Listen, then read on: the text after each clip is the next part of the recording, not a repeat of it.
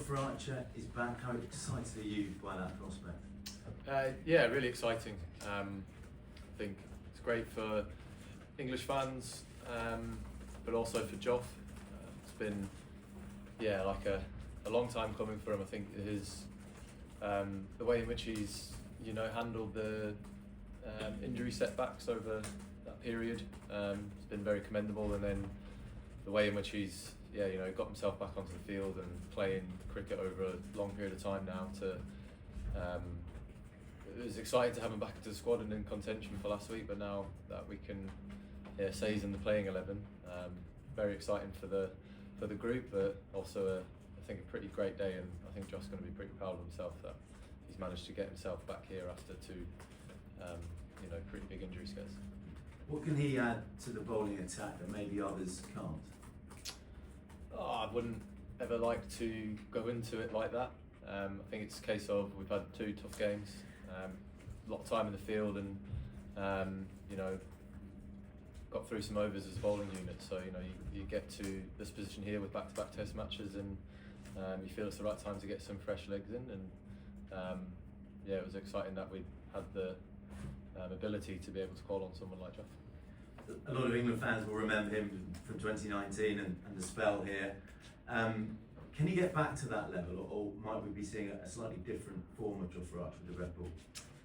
No, definitely. I think when he's played for England, I know it'd be in the short format. I think it's obvious whenever he does get the ball in his hand, there is that sort of that change in the game. I think the opposition feel it as well, because they know what he can do in a spell. I don't think there's any reason as to why we can't see Jofra Archer operating at a level like we've seen here on Lords in his debut. And how do you plan to use him? Will you use him in shorter spells than perhaps previously?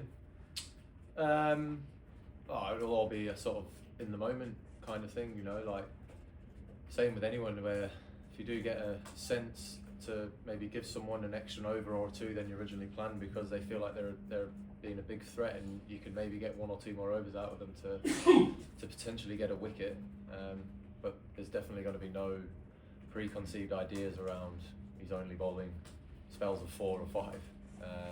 Definitely. And how much help will he and the others get from the pitch here? Have you had a good look at it? Lords generally it plays out the same way whenever you tend to play. There's always seems to be a little bit in it on days 1 to 2, and then if anything it probably speeds up as the game goes longer. Watched a bit of the World Test Championship and it was the same there. I don't know. And how are you feeling after Edgbaston, a quick turnaround? Tough test mentally, no doubt. And also, how do you feel about your batting at the moment? I'm good. Good. Good and good. Yeah. Thank you very much. Joe, go ahead.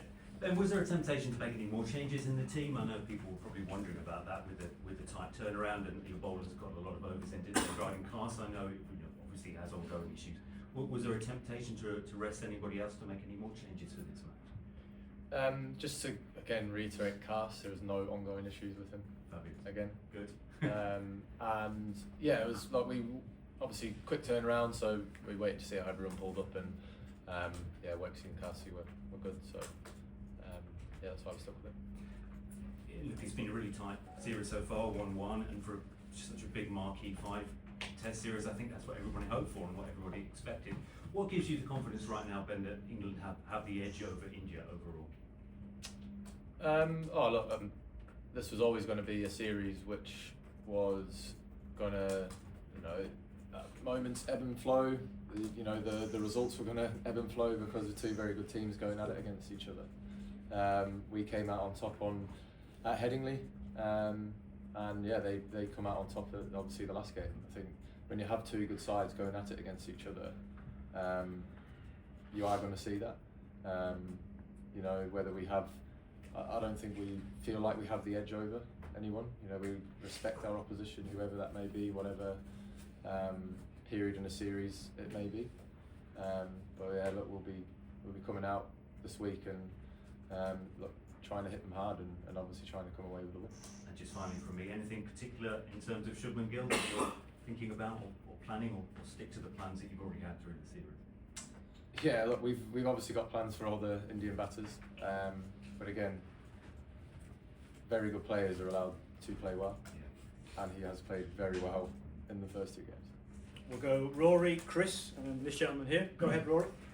Ben, are these balls in particular proving to be a challenge for you as a captain? Because I guess making those breakthroughs when the ball is still giving you something is becoming more a premium than ever. Yeah, look, I think we're not the only. Whenever we have touring teams come here, there is an issue around the balls going soft, going completely out of shape. I don't even think that the rings that we use are Duke's rings. Right. Yeah, it's something that isn't ideal, but yeah, you got to deal with it. You know, you obviously, if you feel like the ball's gone out of shape, then you're going to check it with the umpire, and if it goes through the rings, it goes through the rings, and you crack on, and then hopefully eventually it gets that badly out of shape that you're able to change it. But yeah, look, everyone, the bowling team seemed to struggle with it. It seemed a big issue last week at Edgbaston. But yeah, look, it is what it is. If it fits through, we keep going. If it doesn't, then we get a new one. And can I just ask you, as a captain, what you made of Vian Mulder's decision to declare on himself when the 400 was in sight? I mean, I don't know. Sometimes you've had Harry go to 300. Is that a decision you'd ever make, or do you think you'd let him crack on? I think it's, as a captain, you'd rather do it yourself than your captain potentially pull you out on a groundbreaking day. But fair play to him, I guess. You know, don't know. I think he said something where Brian that should stay with Brian Lara. Legend should keep it. Yeah. He's not going to get that opportunity again. You guys have protected Gilbert Jessup pretty well. Yeah, but no, fair play to him. They got the win, which obviously is the big thing that counts. We'll go to Chris. Thank you. Hi Ben. You've had quite a few special moments at Lords over the years. One of those was your century against Australia a couple of years ago. I just wonder what your memories of that innings are, and whether you've got another big score possibly around the corner for you this year. That's 2 years ago, so pretty over that now. And yeah, hopefully, you know, the score's around the corner. We'll go Will at the back, and then we'll take two here. Back in the day, a player coming back from injury like Jofra might have played 3 or 4 first-class games. Obviously, he's going in after only one, which a lot of your kind of predecessors as captain and forward players kind of can't really understand. What kind of is your message to them about Jofra's readiness and why you decided that now is the right time to pick him?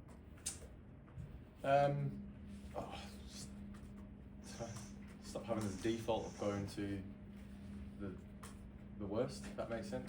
We're a very good nation at doing that.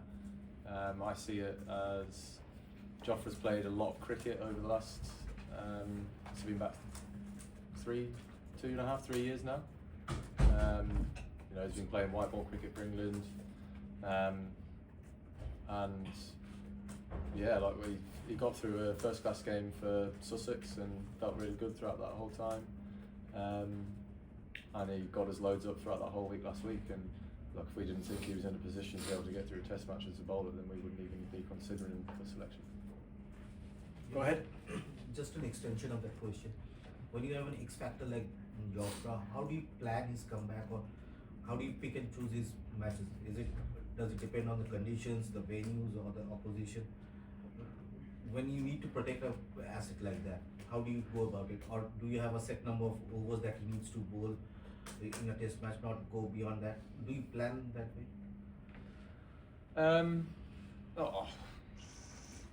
No, not really. I think, look, if we did not think he was ready or in a position to be selected, we would not select him.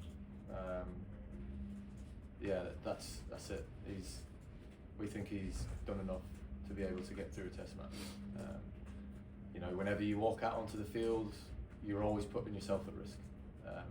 It's a professional sport, it's a very physical sport, what we do, you know. So we're all walking out there with potentially something going wrong, we don't know. But yeah, we would not select someone if we didn't think that they were able to get through again. One here and then behind, and then we're done. Thank you. Ben, you called the last pitch at Edgbaston in a post-match interview in subcontinent type. Will you be a little more cautious around this time around? When you're going for the toss, that whether you want to bowl first or bat first, knowing what had happened in Edgbaston. Well, no, I think look, we're not stuck in our ways about this. I think just make that clear. I think that's been something that's been built up. We bowled first at Edgbaston because it was decent overhead conditions, but that soon disappeared. Clouds broke out, but I'm not the Met Office, so I can't tell what's going to happen later on in the day after 10:30. But look, Lords is meant to be really, really hot this week, so if it is that's the case where the sun is out blazing tomorrow, I think whoever wins the toss is probably going to end up doing the same thing. Last one. Hi Ben. Ben, what do you make of your own personal form? There's a bit being written about your form as well with the bat, and it is also being said that you're not giving yourself enough opportunities to play matches in between these test series. Cool, I'm alright, it's fine. And what, do you want to play some games in between a series? As in, for example, the India A games, you could have the first class matches like Alright. the India A do. No, look, I had my surgery in January. The priority for me was getting myself into a physical position to be ready for this India series, and Zimbabwe before that. Then looking at the whole schedule where I had with obviously the opportunity to play for Durham, it was too early to play. Then I would be putting myself at risk of injuring myself again. And then there was always that option of me playing that Lions game after the Zimbabwe test, but that was purely going to be a late decision on how I felt I got through that Zimbabwe test, and I felt good. It's pretty obvious that I'm getting closer towards the end than I am to the start, so when it comes to me making decisions around games, I've got to be a lot more clever and more sensible around those decisions that I make, if that makes sense. Okay, thank you, Ben. Cheers. Thanks everyone. Thanks.